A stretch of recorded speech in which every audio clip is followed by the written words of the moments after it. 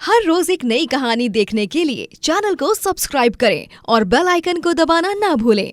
रतनपुर कहकर एक गांव में मनोरमा अपने छोटे बेटे ओमकार के साथ रहती थी। पति उदय की मृत्यु के बाद वो घर से खाना बनाकर घरों घरों तक टिफिन पहुंचाकर अपनी टिफिन सर्विस से पैसे कमाने लगी और इस तरह दिन रात खून पसीना एक करके वो कड़ी मेहनत करती और अपने बेटे ओमकार का और अपना पेट पालती।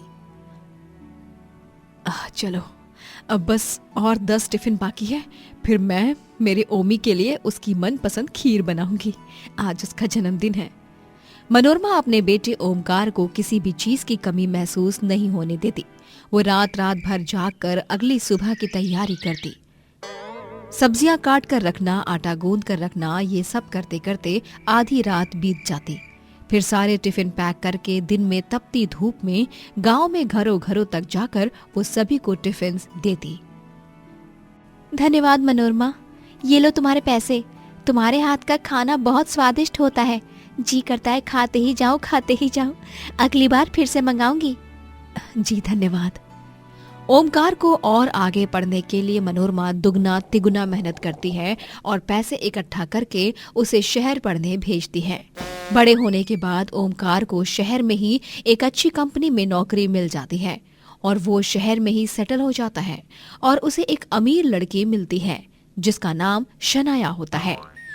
ओमकार और शनाया दोनों शादी कर लेते हैं और ओमकार ये सब मनोरमा को बताता तक नहीं है। गांव में इस डब्बे में मोती चूर के लड्डू हैं और इस डब्बे में बेसन के। ओमी को बिना बताए मैं जा तो रही हूँ, कहीं वो नाराज तो ना हो जाए। पहले ही वो फोन पर बहुत ही कम बात करता है। खैर अब तय किया है तो जाकर ही रहूंगी। आज के सारे टिफिन ऑर्डर्स मैंने पहुंचा दिए हैं। चलो अब कुछ ही देर में ट्रेन का समय हो जाएगा। मनोरमा रेलवे स्टेशन जाकर ट्रेन आने का इंतजार करती है। वो बेटे को मिलने के लिए बहुत उत्सुक थी। कुछ देर के इंतजार के बाद उसे पता चलता है कि ट्रेन 6 घंटे लेट है, तो वो 6 घंटों तक स्टेशन की सीढ़ियों पर बैठकर ट्रेन के आने का इंतजार करती है और फिर 6 घंटों बाद ट्रेन आ ही जाती है और वो ट्रेन में सफर करके अपने बेटे से मिलने शहर पहुंची जाती है। लेकिन जब वो उसके घर पहुंचती है तभी शनाया और उसे साथ में देखकर हैरान रह जाती है। ओमी, तूने शादी कर ली? हाँ माँ, मैंने शादी कर ली।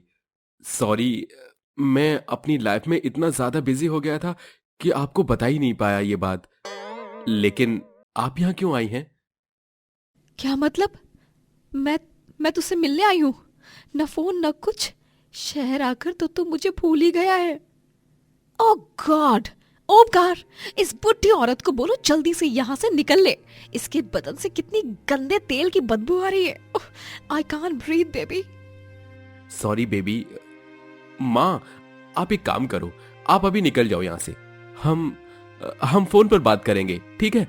निकल जाओ आप अभी। ओमकार का ये बर्ताव देखकर मनोरमा दंग रह जाती है। ओमी बेटा, तू ये क्या कर रहा है? मैं तेरी माँ हूँ। इस लड़की को समझा कि मैं कोई हरी गहरी बुढ़िया नहीं हूँ, इसकी सास हूँ। हाँ माँ, लेकिन आप निकलो ना अभी यहाँ से। इस घर में आप जैसे गरीब लोगों की कोई जगह नहीं है। हम अमीरों का स्टेटस और ओहदा इस सोसाइटी में बहुत ऊंचा है। हमारी तो काम वाली नौकरानी भी आपसे ज्यादा अमीर होगी। इस तरह ओमकार अपनी माँ की बेइज्जती करके उसे घर से बाहर निकाल देता है। बेचारी मनोरमा ट्रेन में गांव वापस जाते समय बहुत रोती है। मेरे अपने ही बेटे ने आज मेरा इतना बुरा अपमान किया। मैं ये जीवन भर नहीं भूलूंगी। इतनी मेहनत करके उसे पाल पोस कर बड़ा किया था और बड़ा होने पर उसने मुझे ये दिया, बेइज्जती।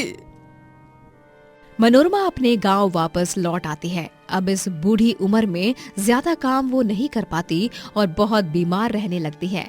इसीलिए उसकी टिफिन सर्विस का काम भी ठीक से नहीं चल पाता। बीमार रहने के कारण वो पैसे नहीं कमा पाती और उसके खाने को लाले तक पड़ जाते हैं।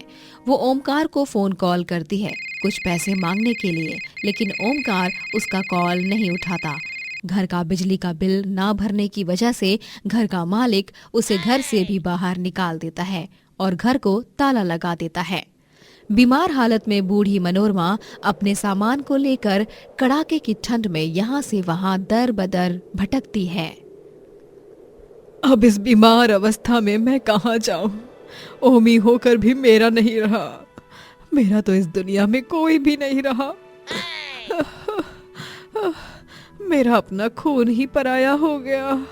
हे भगवान जी, मेरी मदद करो, इस बूढ़ी भक्त की मदद करो। मनोरमा एक नदी के किनारे थोड़ी देर के लिए ठहर जाती है और एक मटके में नदी का पानी लेकर उसे पीती है।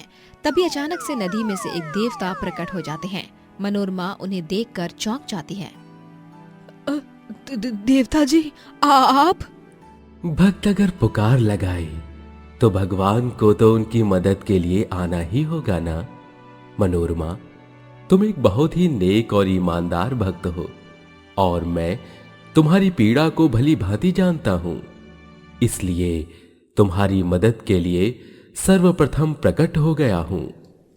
देवता अपने हाथ को आगे बढ़ाकर मंत्रों का उच्चारण करते हैं और उनके हाथ से रोशनी की किरण उजागर होती है और वहां की जमीन पर एक सुंदर सा ढाबा तैयार हो जाता है जिसमें जादुई रसोई होती है और उस रसोई में ढेर सारे अनगिनत व्यंजन प्रकट होते हैं। अरे वाह, ये क्या, एक जादुई रसोई? इसमें तो कई सारे खाद्य पदार्थ हैं। हाँ मनोरमा, ये जादुई रसोई एक ऐसी रसोई है जिसमें हर रोज अपने आप ही ढेर सारा खाना प्रकट होगा और तुम इससे पैसे कमा सकती हो। तुम्हें बस बैठकर लोगों को खाना देना है। जाओ, अब अपने सपनों को पूरा करने की बारी आ गई है। तथास्तु। धन्यवाद देवता जी, आपका बहुत बहुत धन्यवाद। मैं आपका ये एहसान जीवन भर नहीं भूलूंगी। मनोरमा जादुई रसोई के जरिए अपने ढाबे को चलाती है। रोजाना ढाबे की रसोई में अपने आप व्यंजन पक जाते हैं और इस तरह मनोरमा के ढाबे पर ग्राहकों की लंबी कतार भी लग जाती है। गांव वालों को उसके ढाबे का खाना बहुत पसंद आता है। धन्यवाद मनोरमा काकी, आज इस खाने को खाकर मन तृप्त हो गया। अरे सच में बहुत स्वादिष्ट खाना है। इतना शानदार, मजेदार और जबरदस्त पुलाव तो पूरी दुनिया में कहीं नहीं मिलेगा सिवाय मनोरमा दादी के ढाबे के। आपका ढाबा सचमुच सुपर कूल है। इंटरनेट पर वीडियो वायरल होने के बाद मनोरमा फेमस हो जाती है और हर जगह उसका नाम रोशन हो जाता है। इतनी बूढ़ी उम्र में भी इतने जज्बे के साथ काम करने के लिए सभी ऑनलाइन दर्शक मनोरमा की प्रशंसा करते हैं। मनोरमा अब पैसे कमा कमा कर बहुत अमीर भी हो जाती है। वो एक बंगले में रहने लगती है। जब ओमकार और शनाया को ये पता चलता है तब वो दोनों मनोरमा को मिलने के लिए गाँव आते हैं। माँ, कैसी हैं आप? हमें माफ कर दीजिए, हमने आपके साथ बहुत गलत किया था। हाँ मम्मी जी, वी आर रियली सॉरी। लेकिन अभी आप इतनी फेमस हो गई हो, इतनी रिच हो गई हो, तो प्लीज अपनी बहू बेटे को माफ कर दो। हरगिज नहीं, मैं भूली नहीं हूँ किस तरह तुम दोनों ने मेरा अपमान किया। मैं तुम दोनों से अपने सारे रिश्ते नाते तोड़ रही हूँ। चले जाओ यहाँ से। अब मैं अमीर हो गई हूँ तो यहाँ आ गए मुंह उठाकर मुझसे मिलने, बेशरम कहीं के। इस तरह मनोरमा ओमकार और शनाया को अपने बंगले से निकाल देती है और उन दोनों से सारे रिश्ते तोड़ देती है और जादुई रसोई के जरिए पैसे कमाकर एक खुशहाल जीवन बिताती है। दोस्तों, अगर आपको ये कहानी पसंद आई तो लाइक करें, शेयर करें और कमेंट करके बताएं कि कहानी में आपको सबसे अच्छा क्या लगा।